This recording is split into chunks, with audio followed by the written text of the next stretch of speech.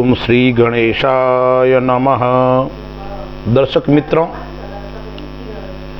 धनुर्मास, खरमास या मलमास, उसके ऊपर हम थोड़ा विचार करते हैं। साल के अंदर 2 बार मलमास लगता है, जब सूर्य धनु राशि के अंदर आता है और सूर्य मीन राशि के अंदर आता है, यानी दिसंबर और जनवरी और उधर अप्रैल मास, उसके अंदर जब सूर्य इन 2 राशि के अंदर आता है तब मलमास होता है। कई लोगों के प्रश्न आते हैं, मलमास कब लग रहा है, मलमास क्या है।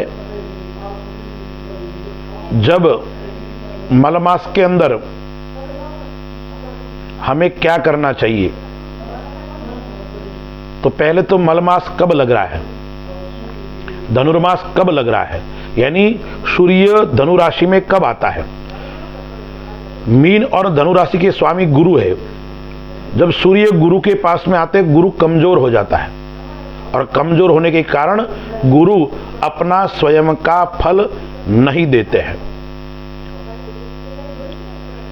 इसलिए उस समय कोई भी मांगलिक कार्य नहीं करने चाहिए, यानी विवाह, उपनयन, यज्ञोपवीत संस्कार, मुंडन संस्कार, मकान का मुहूर्त, नींव का मुहूर्त, यानी इसी प्रकार से मांगलिक जो कार्य है वो इस माह के अंदर नहीं करने चाहिए, क्योंकि इसको करने से उस कार्य के हानि होती है, लाभ नहीं होता है। तो वो कब लग रहा है, सबके फोन भी आते हैं, कोई कहता है 14 को लग रहा है, कोई का को 15 को लग रहा है।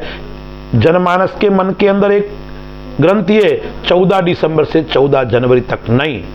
धनुर्मास प्रारंभ यानी मलमास प्रारंभ 16 दिसंबर को दिन में 3:48 से प्रारंभ होगा। उससे पहले 16 जनवरी दिन में 3 बजे से पहले आप शुभ कार्य कर सकते हो। कब तक रहेगा, 14 को रात्रि 2:44 तक। यह संपूर्ण माह धनुर्मास या खरमास या मलमास जिसको कहते हैं वो रहेगा।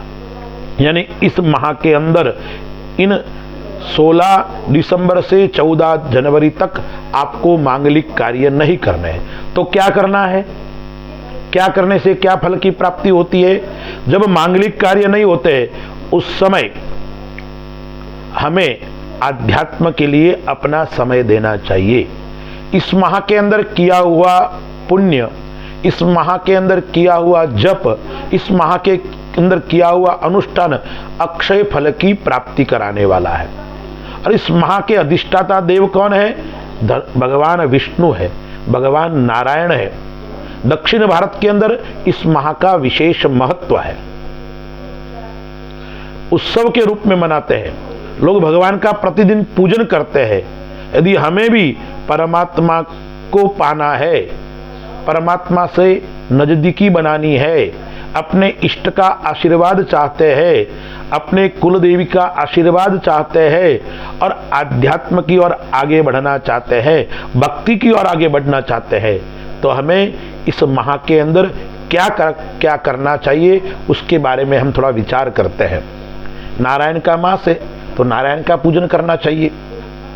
पूजन के अंदर हम क्या क्या कर सकते हैं, तो प्रतिदिन प्रातःकाल सूर्योदय से पहले उठकर हमें स्नान आदि करना चाहिए, क्योंकि प्रातःकाल यदि हम सूर्योदय तक सोते रहते हैं तो हमारे पुण्यों का नाश होते हैं। ब्राह्मे मुहूर्ते या निद्रा सा पुण्य क्षयकारिणी, यानी ब्रह्म काल के अंदर यदि हम निद्रा लेते हैं, लेकिन आजकल सब लोगों की आदत पड़ गई है ब्रह्म काल के अंदर ही सोते हैं, रात को लेट तक सोएंगे।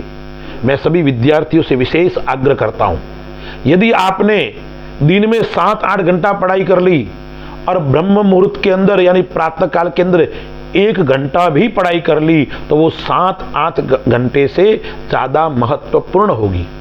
क्योंकि उस समय किया हुआ कार्य विशेष फल की प्राप्ति करवाता है और विशेष हमें पुण्य की भी प्राप्ति करवाता है। और हम यदि अध्ययन करेंगे वो हमारे मन के अंदर बैठ जाएगा और अभी हम कभी इसको भूलेंगे नहीं। इसलिए प्रत्येक विद्यार्थी को जिसको अध्ययन करना है या प्रत्येक व्यक्ति को जिसको भक्ति करनी है उसको प्रातः काल में उठना चाहिए और धनुर्मास के अंदर, मल मास के अंदर प्रातः काल के अंदर उठना है।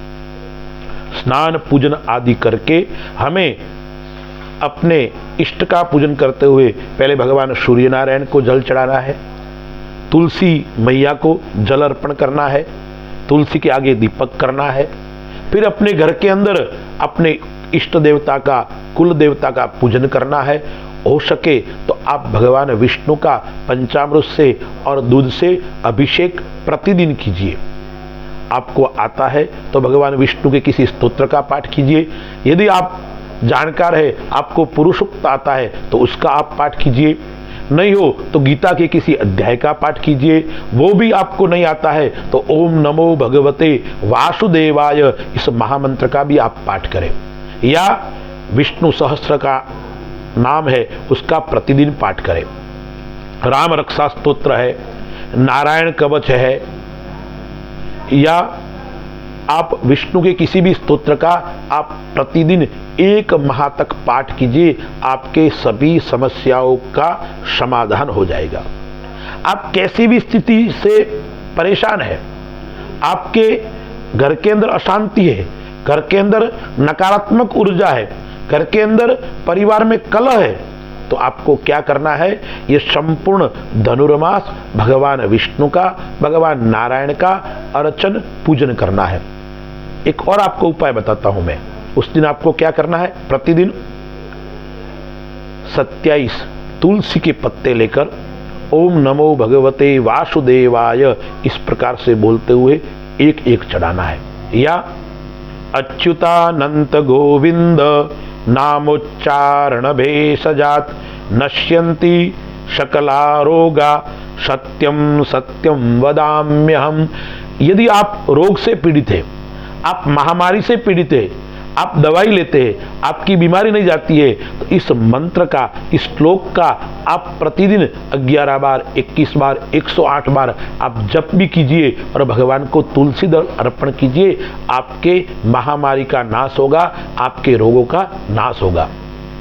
मैंने बताया इस मास के अंदर किया हुआ कार्य पुण्य अक्षय फल की प्राप्ति कराने वाला होता है। तो इसके अंदर आप कोई अनुष्ठान भी कर सकते हो, यानी आपकी इच्छा हुई मैं मेरे इष्ट का कुछ अनुष्ठान करूंगा, आप कर सकते हैं। आप ये संकल्प ले सकते हैं विष्णु सहस्त्र का मैं 1000 पाठ करूंगा, कर सकते हैं अनुष्ठान के पूर्वक। पर अनुष्ठान किस प्रकार से करना है, प्रातःकाल जल्दी उठकर अच्छे आसन के ऊपर शुद्ध वस्त्र, धोए हुए वस्त्र पहनकर इसका पूजन अर्चन अनुष्ठान करना है। भगवान से सामने घी का, शुद्ध घी यदि गाय का मिले तो बहुत अति सुंदर है, क्योंकि आजकल बाजार के घी तो अशुद्ध आते हैं। शुद्ध गाय, देशी गाय का घी मिले उससे दीपक करना चाहिए और पूरे घर के अंदर धूप को घुमाना चाहिए।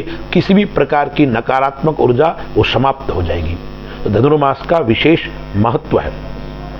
सूर्य उपासना भी कर सकते हैं, क्योंकि सूर्य धनुराशि में आ रहा है। तो मैंने आपको बताया आप सूर्य को जल तो चढ़ाना है और उस समय आदित्य हृदय स्तोत्र का पाठ भी आप कीजिए। यदि आदित्य हृदय स्तोत्र का पाठ करोगे, आपकी कुंडली में सूर्य की दशा चल रही है, आपकी कुंडली के अंदर सूर्य पीड़ित है, आपकी कुंडली के अंदर सूर्य आपको श्रेष्ठ फल नहीं दे रहा है, तो आप इस माह के अंदर यह कीजिए, आपको श्रेष्ठ फल की प्राप्ति होगी। तो बंधुओं, धनुर्मास का विशेष महत्व है, इसलिए जितना हो सके नारायण का, भगवान विष्णु का, भगवान राम का पूजन और अर्चन करना है हमको। और उसके बाद में गाय का पूजन, यानी गाय को कुछ घास, रोटी, गुड़ भी आप प्रतिदिन दीजिए। आपके व्यापार के अंदर अभिवृद्धि नहीं हो रही है, आपके व्यापार के अंदर समस्या आ रही है, आपके व्यापार के अंदर अड़चन आ रही है, तो इस धनुर्मास के अंदर आपको क्या करना है, गोपाल सहस्र नाम का आप पाठ कीजिए व्यापार स्थान पे, तो आपके सभी समस्याएं व्यापार की समाप्त हो जाएगी और व्यापार के अंदर अभिवृद्धि होगी। तो मैं आप सबसे निवेदन करूंगा, ये इतना श्रेष्ठ महीना है, भक्ति के लिए, ज्ञान के लिए और वैराग्य के लिए। आप भक्ति चाहते हो, इस माह के अंदर अनुष्ठान कीजिए। आप ज्ञान चाहते हो, इस माह के अंदर शास्त्रों का अध्ययन कीजिए। और आप वैराग्य चाहते हो, इस माह के अंदर आप एक चित्त होकर अपने इष्ट का अर्चन पूजन कीजिए। आपको वैराग्य की प्राप्ति भी होगी, क्योंकि जीवन का अंतिम लक्ष्य भी यही है। तो आप सबसे मेरा आग्रह रहेगा, क्योंकि केवल ज्योतिष के माध्यम से हम केवल अपने स्वार्थ के लिए नहीं, मुझे धन चाहिए, पुत्र चाहिए, मेरे परिवार के अंदर सुख शांति, इसके साथ साथ में हमें आध्यात्मिक शांति भी चाहिए। धर्म का यदि आचरण करोगे तो आपको शाश्वत सुख की प्राप्ति होगी। तो बंधुओं, धनुर्मास पुनः एक बार बताता हूं, 16 दिसंबर से लगेगा और 14 जनवरी तक रहेगा। इस माह के अंदर मांगलिक कार्य न करें और इस माह के अंदर भक्ति और परमात्मा का पूजन, अर्चन, वंदन आदि करें। आपके वहां सुख और समृद्धि की प्राप्ति होगी। भगवान सबके ऊपर आशीर्वाद बनाए रखे और भगवान नारायण आप सबके कल्याण करे, यही प्रार्थना अस्तु।